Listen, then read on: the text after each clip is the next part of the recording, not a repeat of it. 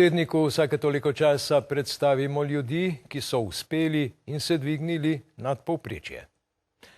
Tak je tudi Oskar Kogoj, doma in po svetu priznani industrijski oblikovalec, človek, ki kljub velikemu materialnemu uspehu v življenju poudarjeno razvija tudi svojo duhovno plat.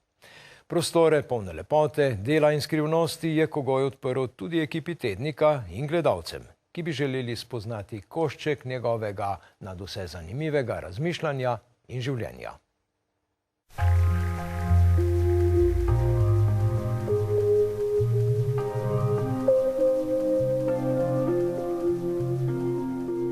Priznani industrijski oblikovalec in raziskovalec Oskar Kogoj je pred leti spregovoril o izkušnji, ki jo je doživel ob maestru, kot ga sam poimenuje, Satji Sai Babi, velikemu indijskemu guruju. Od takrat je njegovo ime del vsakega Kogojevega izdelka. Da je življenje čudež, rad poudari. Sai Baba, ko nam pomaga razvijati naše duše, da mi sami smo del tega čudeža, tega življenja, potem je to eno veliko opozorilo, da nismo samo naše telo, ampak da smo še kaj več, da mogoče smo veliko več, kot si mislimo, ali pa kakor naša znanost nas postavlja. Človek je višje bitje, je globinsko bitje. Ko ga vprašamo, kako gre skupaj vse materialno bogastvo, ki ga je ustvaril, in duhovnost, ki jo je pospešeno začel razvijati ob svojem učitelju, pove: Sai Baba ni nikoli uporabljal denarja. Moj zadnji učitelj. In iz sebe je napravil zlato jajce, porodil skozi usta. In ko sem jaz to videl, sem rekel, zakaj pa to dela? Nisem mogel razumeti. In je zlato simbol večnosti. Ga lahko tudi uporabljamo v nekatere namene, če služijo človeku. Ampak je večno. Tako kot je v bistvu bistvo človeka. Z eno besedo Slovenci rečemo ljubezen. Ampak mora biti čista, globoka. Zlate kovance je Oskar našel že kot otrok. Takrat ni vedel, kam ga to pelje. Danes, 17 let po prvem obisku Indije, mu je jasno veliko več. Ljudem, ki jih to zanima, rad pokaže, kaj je ustvaril. Vse to znanje je potrebno zato, da mi kot profesionalci vnesemo te elemente v vsakdanje delo, v vsakdanje naloge. In če to uspemo napraviti, da služi človeku, je to največja nagrada. Večje nagrade ni. Zato vsako znanje se mora realizirati, okusiti na zemlji. Kot pravi, so ga že v otroštvu učili plemeniti duhovniki. Na Primorskem smo imeli zelo globoke duhovnike. Tudi jaz bi moral postati duhovnik. Vse sem za največjo zakrestijo v Sloveniji. Poglejte odzadaj. Samo seveda ne pomeni, danes je drugi čas. Je treba se preobraziti in direktno se povezati s tistim Bogom, ki je v nas.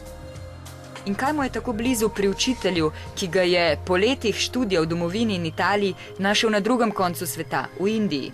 In njegovo učenje je bilo popolnoma drugačno učenje, kot se uči na univerzah. Ker on, recimo, z njegovo močjo, ti si postavil se eno vprašanje, on ti ni odgovoril, ampak ti je poslal nekoga, ki ti je zelo natančno odgovoril.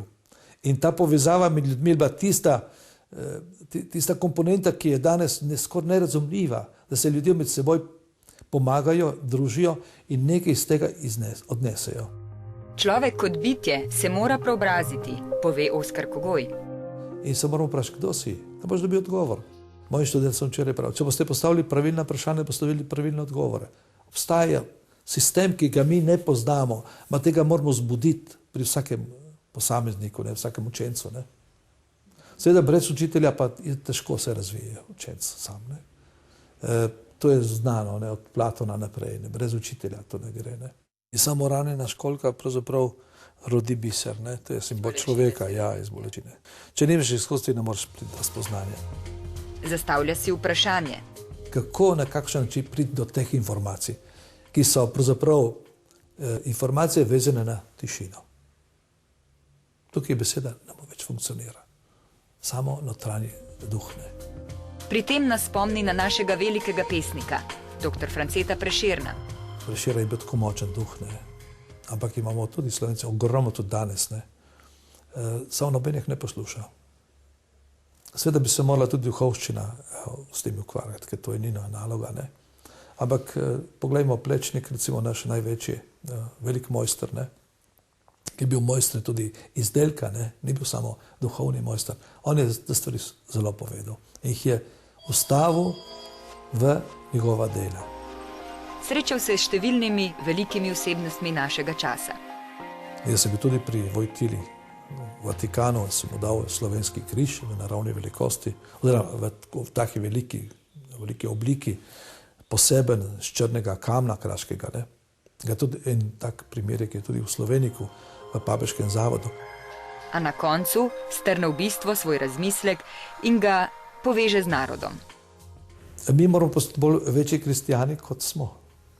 Če moramo govoriti resnico. Moramo pravilno delovati, moramo razvijati ljubezen za vsa živa bitja, mir in nasilje. To moramo početi. Če tega ne počnemo, nismo kristijani. Smo samo etiketa krščanska.